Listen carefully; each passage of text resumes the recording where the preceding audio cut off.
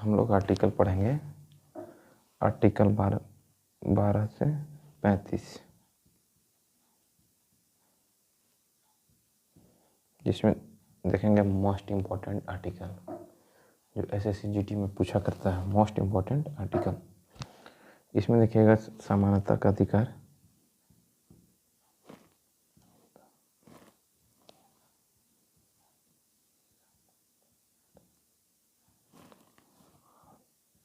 अधिकार, जो 14 से कितना है 18। फिर देखेंगे स्वतंत्रता का अधिकार,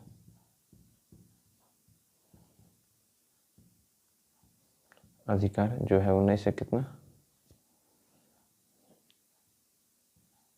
आर्टिकल 19 से 22। फिर देखेंगे हम लोग शोषण के विरुद्ध का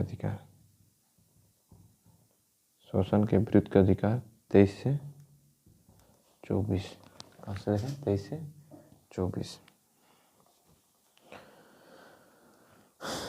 बोलिए हम लोग बात करते समानता का अधिकार, आर्टिकल कितना 14।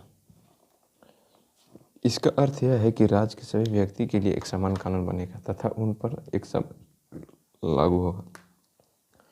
अरे आर्टिकल 14 क्या कहता है कि देश के कभी भी कोई भी आदमी हो उस पर समान कानून होगा, क्यों वो बड़ा भिखारी हो या अमीर आदमी हो, सबके लिए क्या है एक समान कानून होगा।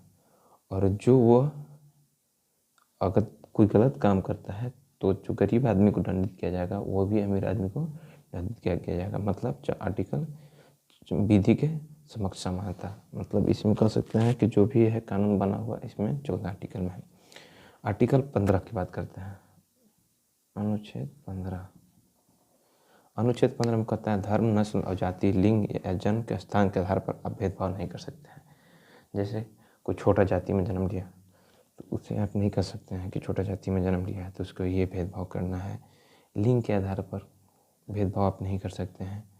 फिर नस्ल वही हो गया, फिर जाति बताई थी। जन्म के आधार पर मतलब कोई कहीं पे मान लो कि कोई कोठा पे जन्म लिया तो उसके साथ आप भेदभाव नहीं कर सकते हैं। आर्टिकल ये हो गया।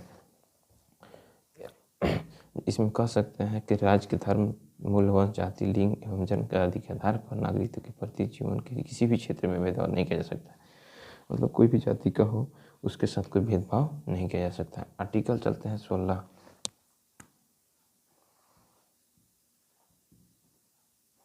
आर्टिकल 16 क्या कहता है, राज्य के अधीन किसी पद पर नियोजन या नियुक्ति के संबंध विशेष के सभी नागरिक के लिए अवसर की समानता होगी।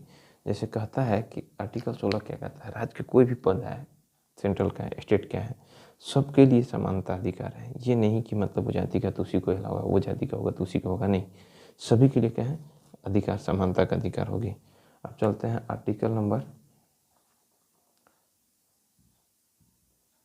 17। अविकासप्रियता को उन्मूलन के लिए इसे दंडनीय अपराध घोषित किया जाएगा।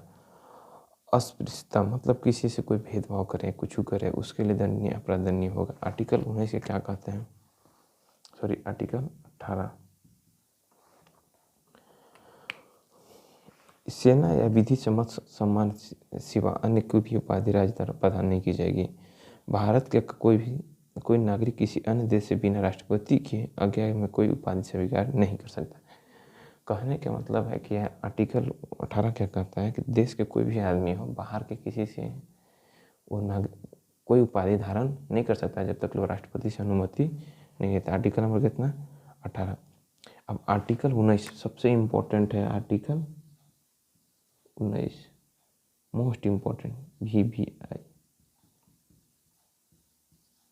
आर्टिकल 19 मूल संविधान में 7 तरह की स्वतंत्रता को लोकतंत्र था, लेकिन अब सिर्फ कितना रह गया 6 तरह का। संपत्ति के अधिकार को 44वें संविधान संशोधन 1978 में इसको हटा दिया गया है। अब ये कानूनी अधिकार बन गया है। इसमें जैसे बोलने का स्वतंत्रता का अधिकार, शांतिपूर्ण बिना हथियार के एकत्रित होने का अधिकार, संघ बनाने की स्वतंत्रता मतलब कोई भी पार्टी बनाने की स्वतंत्रता का अधिकार, देश के किसी भी क्षेत्र में आगमन का स्वतंत्रता मतलब किस देश में किसी भी जगह पर जाने का अधिकार किसमें, आर्टिकल 19 में। कहीं भी देश के कोई भी कोना में व्यापार चलाने का अधिकार इसी में है। प्रेस की स्वतंत्रता बोलने का भी 19 के ए में ही है, इसी में हम कह सकते हैं कि आपका मोस्ट इम्पोर्टेंट आर्टिकल कौन है, आर्टिकल 19।